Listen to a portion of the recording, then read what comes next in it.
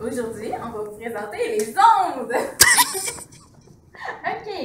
Donc, il y a deux types d'ondes qu'il faut savoir. La première, c'est la transversale. Et la deuxième, c'est la longitudinale. Donc, c'était tout pour nous. Il faut savoir qu'une onde a plusieurs parties.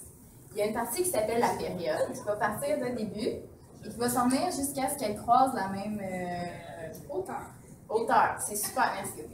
Maintenant, il y a la longueur d'onde, qui est en fait la longueur entre deux sommets. Il y a l'amplitude, qui est la hauteur de la longueur d'onde.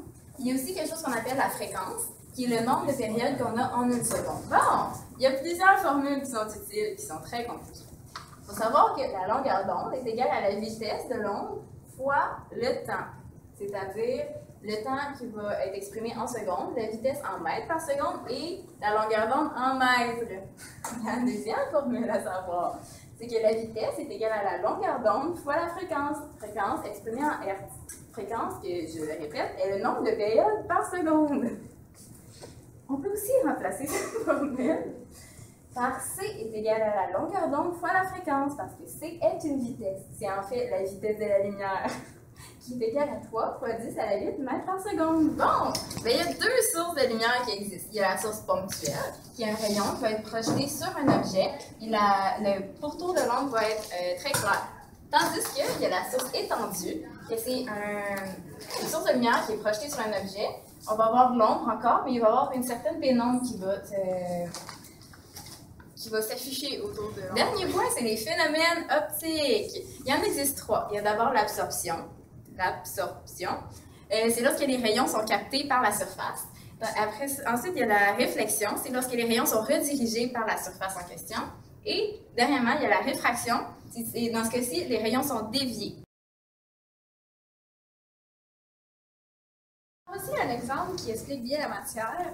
Nous avons la longueur d'onde ici et le temps de la période. Nous utilisons la formule, l'équation universelle des ondes.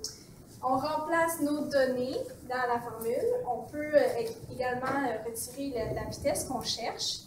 On fait le calcul et ça donne une réponse de 0,4 mètres secondes.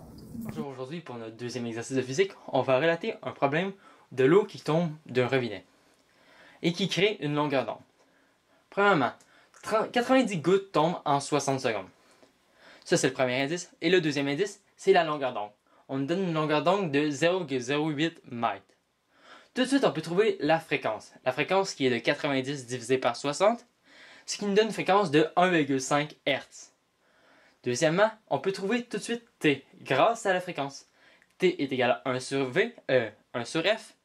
T est égal à 1 sur 1,5, ce qui nous donne un T de 0,67.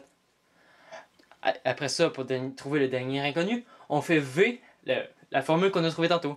V est égal à la longueur d'onde fois la fréquence. V est égal à 0,08 fois 1,5, ce qui nous donne une vitesse de 0,12 mètres par seconde.